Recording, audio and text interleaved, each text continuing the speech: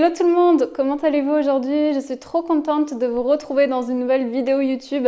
Je vous souhaite à toutes et à tous une lumineuse année 2022. Je vous souhaite énormément de bonheur, d'abondance et de plénitude dans tout ce que vous allez entreprendre.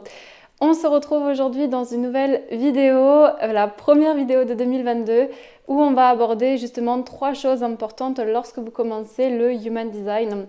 Et c'était très important pour moi de faire cette vidéo au jour d'aujourd'hui. Donc 3 points vraiment clés quand vous commencez à explorer votre Human Design et bien évidemment ceux de votre famille, de votre entourage et de vos amis. Alors la première des choses que j'ai envie de vous dire, c'est de vraiment penser que le Human Design ne va pas forcément vous mettre dans une case. Il y a beaucoup de gens en fait qui pensent que le Human Design va les mettre dans une case et du coup qui vont que voilà ça les restreint ou que en fait voilà ils sont catalogués, etc. Pas du tout. En fait, le design, c'est une feuille de route pour que vous puissiez vraiment vivre votre plein intérieur, que vous puissiez vivre en alignement. Mais en aucun cas, il vous met dans une case et il vous dit bah, toi, tu gagneras pas d'argent, toi, tu feras ça et pas ça, toi, bah, c'est comme ça que tu dois faire. Voilà, c'est super délicat.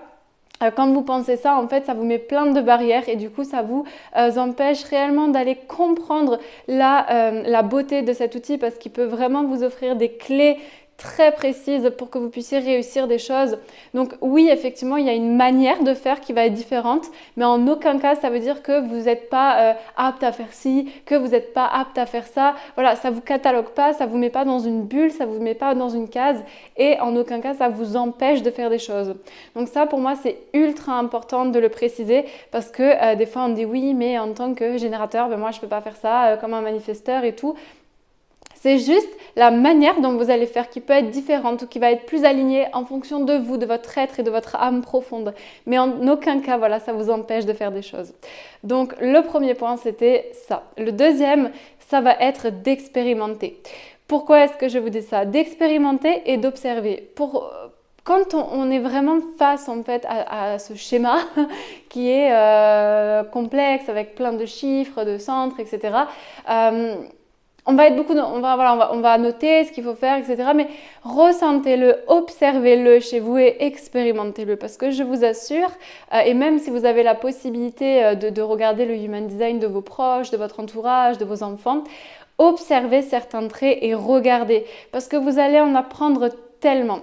Je vous assure que, donc moi j'ai appris, je me suis formée au Human Design, mais aussi j'ai appris énormément en regardant les traits chez les personnes de mon entourage. J'ai regardé en mettant des personnes, j'ai dit ah bah oui c'est vrai que eux ils ont les mêmes traits et ça se voit dans leur design. Et vraiment en regardant la manière de faire, ça va vous en dire beaucoup, mais aussi vous en expérimentant. Vous allez trouver des clés dans votre schéma, de vraiment les mettre en pratique et c'est là en fait que vous allez intégrer les choses beaucoup plus facilement.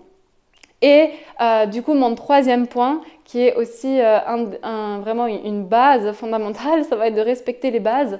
Parce que encore une fois, quand on se retrouve devant ce schéma complexe avec tous ces à côté, il y a énormément d'informations. Mais si vous voulez aller plus vite que la musique, eh bien, ce serait vraiment dommage en fait pour vous d'aller vouloir en savoir plus alors qu'en fin de compte, votre type, votre autorité intérieure, votre stratégie, votre définition, votre profil, tout ça, c'est déjà des informations de base, de clés, rien que le type déjà, mais on pourrait en parler pendant 1 heure en fait d'un type, de donner des exemples, de montrer des manières de faire.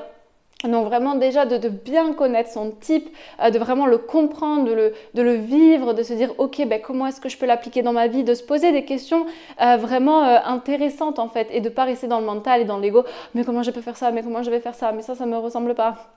Voilà, de vraiment y aller step by step et de laisser le temps au temps parce que c'est ça aussi qui va faire la différence et qui va faire vraiment que vous allez vous respecter, que vous allez vivre votre design d'une manière beaucoup plus fluide, sans les résistances. Donc déjà de regarder votre type, votre autorité intérieure, de se demander ben voilà, comment est-ce que je le mets en action, à quel moment peut-être ben, je n'ai pas respecté et oui effectivement j'ai eu des résistances. Donc de revenir aussi dans ce côté d'observation, de test, etc. Voilà, c'était vraiment pour moi les 3 points que je voulais vraiment éclairer. Donc 1, ça ne vous met pas dans une case, au contraire, ça vous permet vraiment de vivre beaucoup plus en alignement avec vous-même, mais en aucun cas ça vous dit, ben voilà, toi tu pourras pas faire ça.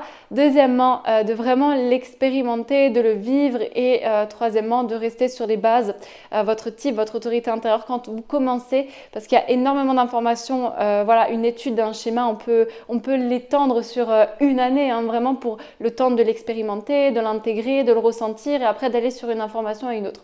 Donc prenez votre temps. Sur ce, eh bien, je vous souhaite une lumineuse journée. Je suis toujours heureuse de vous retrouver. Pensez à vous abonner et à activer les notifications pour recevoir mes nouvelles vidéos sur le Human Design. Et je vous dis à très vite dans une nouvelle vidéo.